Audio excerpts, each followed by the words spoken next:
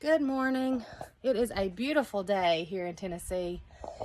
It's going to have storms moving in, so we're really lucky, fortunate, blessed that our soil has dried out and we're going to be able to plant some potatoes today.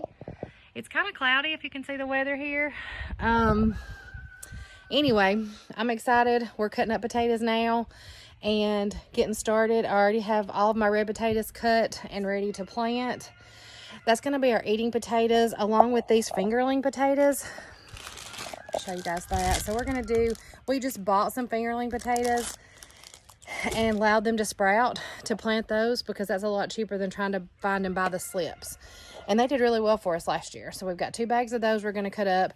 And then we also have some Yukon Gold and white potatoes that we're going to cut up, we're going to plant, and we're going to try those for storage potatoes.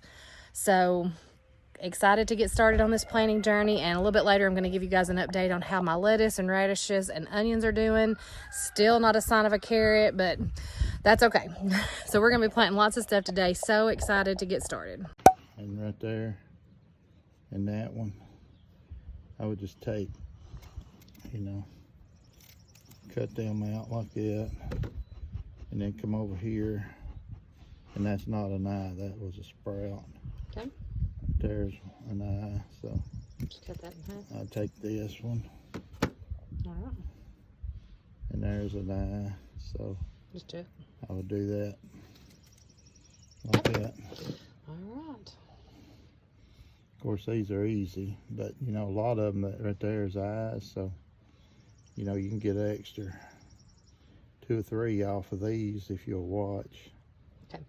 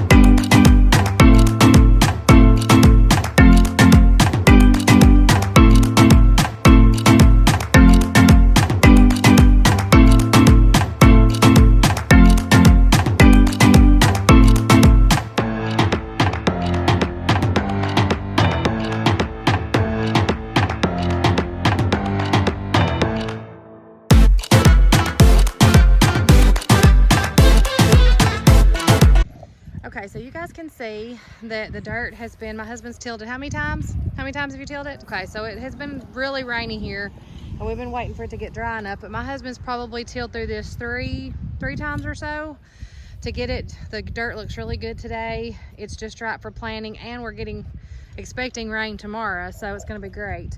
So right now he's just going through with a planner and he's marking off our rows. We're world renowned for crooked rows, so we're just getting those marked off, as you can see, and we're going to be ready then to take a hoe, go back with the hoe and dig into the row to make it to where we can drop the potatoes in. So I'm just going to set you guys up and let you guys see the process.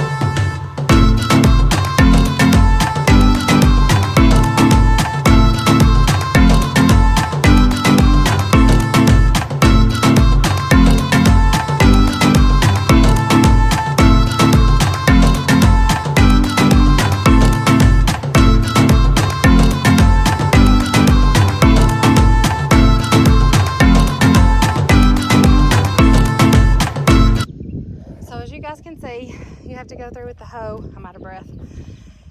And you have to dig a pretty good trench down through there. Now let me show you what we deal with where we live, and that is rocks. Can you see all those big rocks? So you'll be going along really good and all of a sudden pick up a big rock. So we're taking it time about going down through there. Okay guys, so we got our first row done. It's about an 80-foot row we're estimating, and we're gonna start by planting our potatoes for storage. So that's the Yukon Golden White. And so we're gonna do it a row at a time because we have a small garden space. So we wanna make sure we don't, we wanna just utilize it to the best. So we're gonna do one row, see how far we get with that, and then we'll just go back and forth. Plus it kind of rests you from the heavy work to break it up by doing that. So that's just a little pointer. So we are expecting rain tomorrow. So if something happened, we didn't get everything planted, at least we would have one row in and completed for the rain tomorrow. So I'm just gonna show you guys kind of how we drop these potatoes. Now there's all kinds of theories, and we were just talking about it. Like when I was growing up, we dropped them and stepped on them. My husband's family didn't necessarily step on them. They just dropped them, right? Just dropped them. So that's what I'm gonna do. I'm just gonna drop them. Some people say turn the eyes up. I don't know that matters. I usually just drop them in there. So we're looking at about 8 inches separating them to give the plants plenty of space to grow.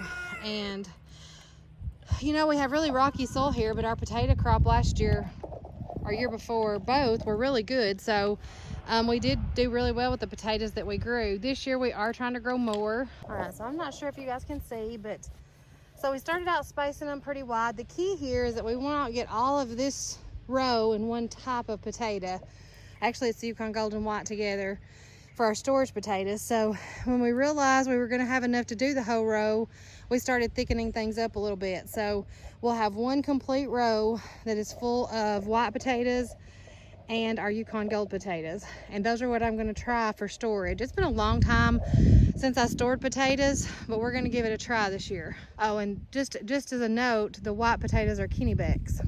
So anyway, we got one row in. So what we're going to do now is go back and lay off our second row. We're going to leave this uncovered, and that way we can tell where it's at and we won't be stepping in our row. All right, so we're finishing up our second row. We pretty much have a full row of the red potatoes and fingerlings, which we're planning to be our eating potatoes for the summer, as they don't store quite as well as the white and Yukon Gold do. So our plan is we'll start as soon as these make little potatoes. I love them new, and I'll be showing you all kinds of ways that we use those new. But the Yukon Gold and the Kennebec whites, we're gonna let those stay in the ground longer and do one big harvest of those so that the potatoes are ultimate size to eat for the winter. I laughed a while ago and told my husband that I needed a pay raise, and he said that my pay would come this fall whenever we're eating, or as we start eating these potatoes, and that's so true. I forgot how much I missed this plant and grow your own food. We hadn't done it in a few years, and I'm excited to get started back. Okay, so next we're gonna cover both rows.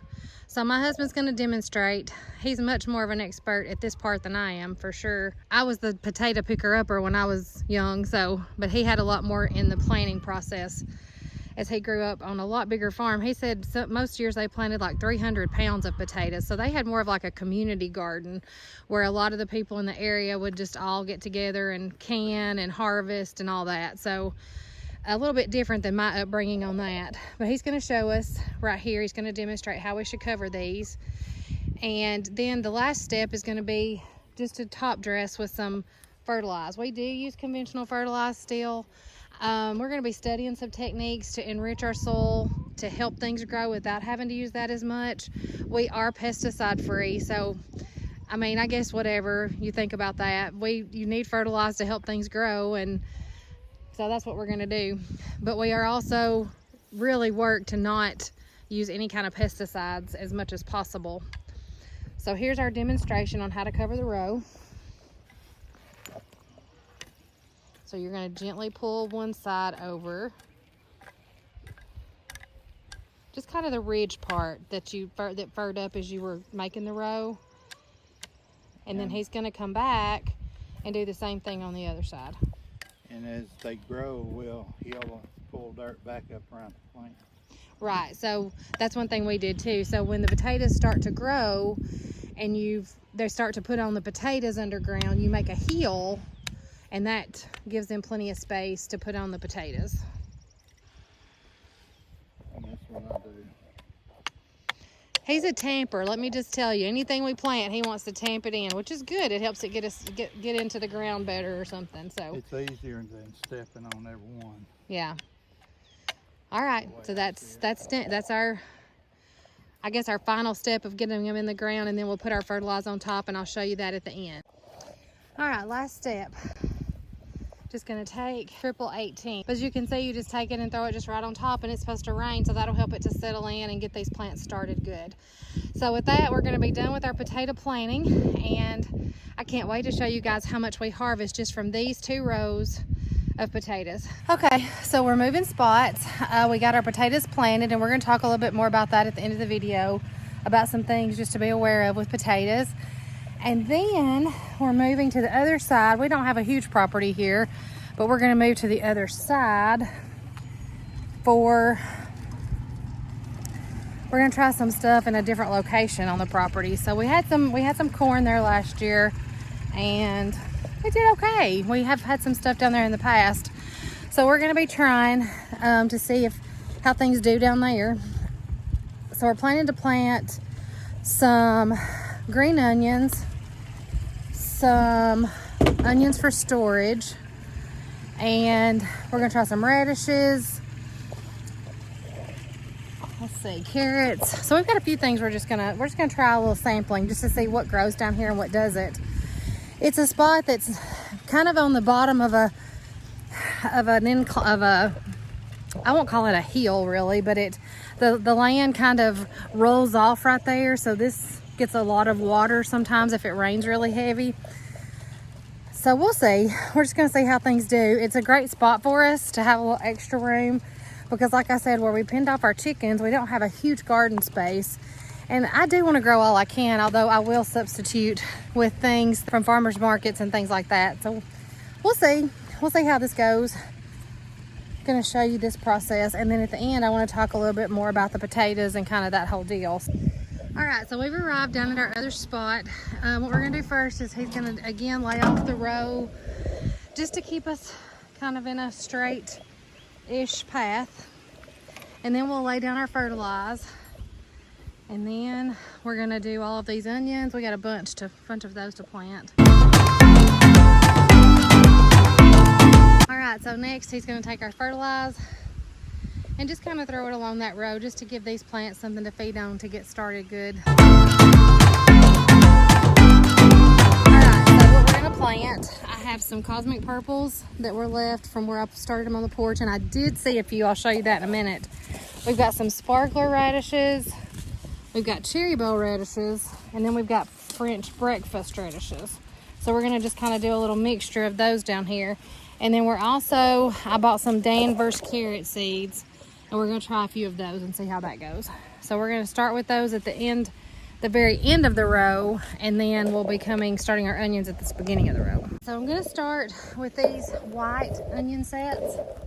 You guys look at these. These will make green onions. You see that? So I'll put that end down, and then we're going to stick them pretty far in the ground because we're expecting pretty heavy rain tomorrow.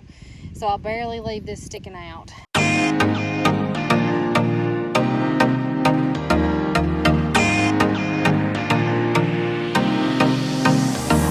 These are more onions that we're going to put on a head.